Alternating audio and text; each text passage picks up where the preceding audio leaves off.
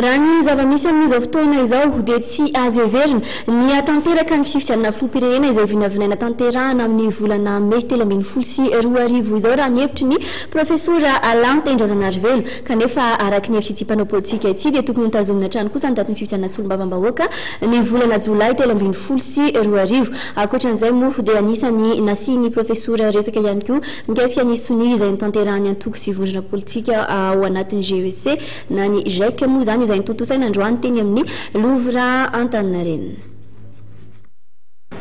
Angamba zaraiko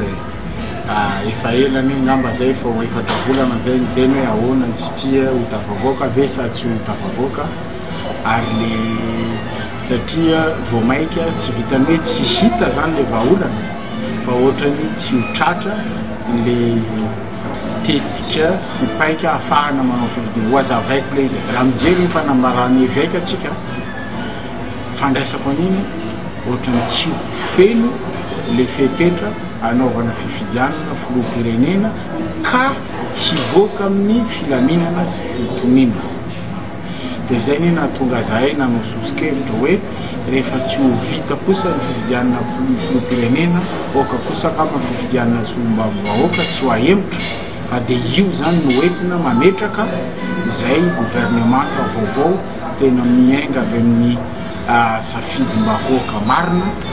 dia handamina an'le satria tsy azo atao tery-vaimanta koa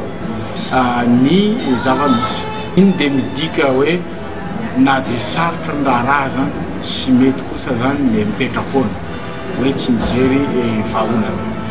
ary le vahaolana zany aloha tadiavina eto atoerana amin'ny fifanatonana andreo rehetrarehetra tianao sosokevitra fa tsy dia hiandry ny any amin'ny velany itsika satria le fotoana mandroso dia mandroso ary filazana koa tao zany fa raha ny hevitra dia vahaolana tsy hoentina koa hoe manilika le fifidianana voahomana fa anatanterahana azy ara-dalàna mba tsy hiteraka krizy vaovao.